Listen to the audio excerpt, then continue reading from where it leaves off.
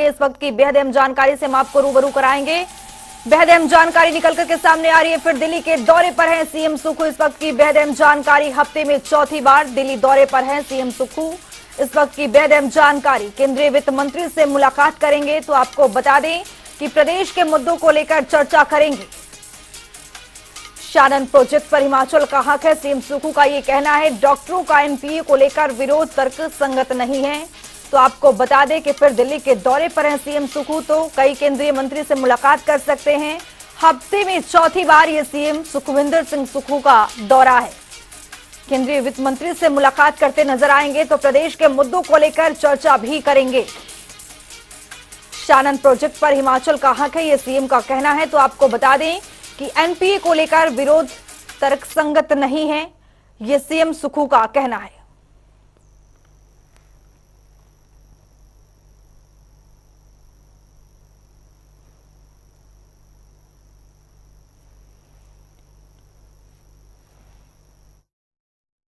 मंत्रिमंडल की संभावना तो हमेशा रहती ही है, लेकिन आज हमारी फाइनेंस मिनिस्टर से बातचीत है। 2022-23 में हमारे जो लोन की लिमिट थी वो 14,500 करोड़ रुपए थी।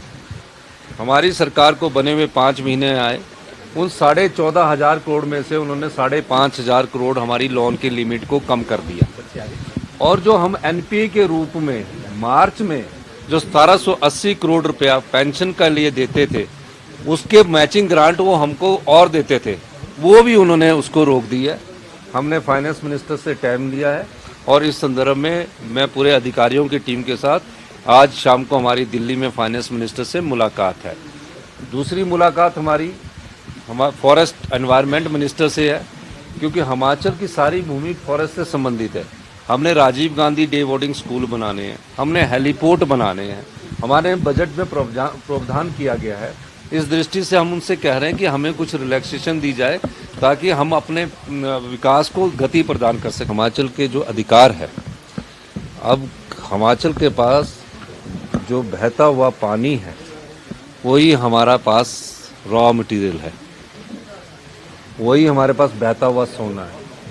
हमने कहा कि एनटीपीसी, एनएचपीसी और एसजेवीएनएल, उस समय हालात ऐसे थे कि प्रोजेक्ट लगाते थे हम और हमें 12% फ्री पावर रॉयल्टी के तौर पर देते थे। अब जो प्रोजेक्ट होता है वो 12 साल में फ्री हो जाता है। जब उनका डेट फ्री हो गया और सब कुछ फ्री हो गया, तो हमने उनसे कहा कि आप कम से कम, हमने आपको जीवन भर के लिए प्रोजेक्ट दे दिया है, हमारी आय बढ़ नहीं पाएगी।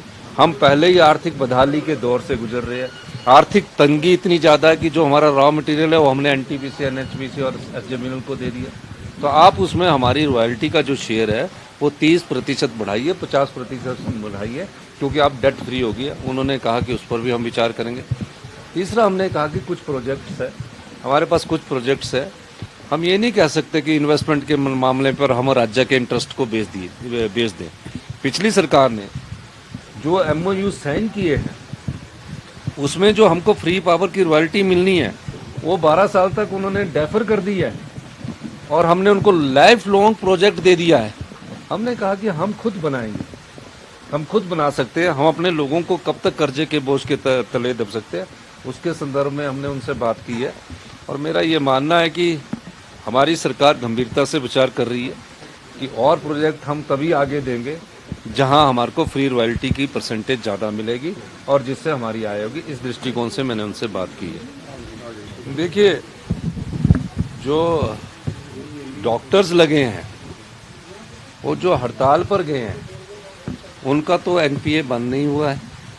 ये पहली बार हुआ है कि जिनको एनपीए मिल रहा है वो स्ट्राइक पर जा रहे हैं। एनपीए कोई बंद नहीं किया गया, विड्रॉ किया गया था। एक नियम है, इस नियम के तहत डेंटल डॉक्टर के रिटर्न में इंटरव्यू होने हैं।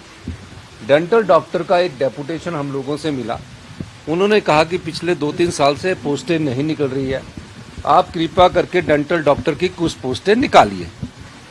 तो हमने कहा हम निकालते हैं। और एक मसला हमारे ध्यान में आया कि डेंटल डॉक्टर हो गए, आयुर्वेदिक डॉक्टर हो गए, वेटनरी डॉक्टर हो गए और एलोपैथी डॉक्टर हो गए, उन सबको एनपीए मिलता था।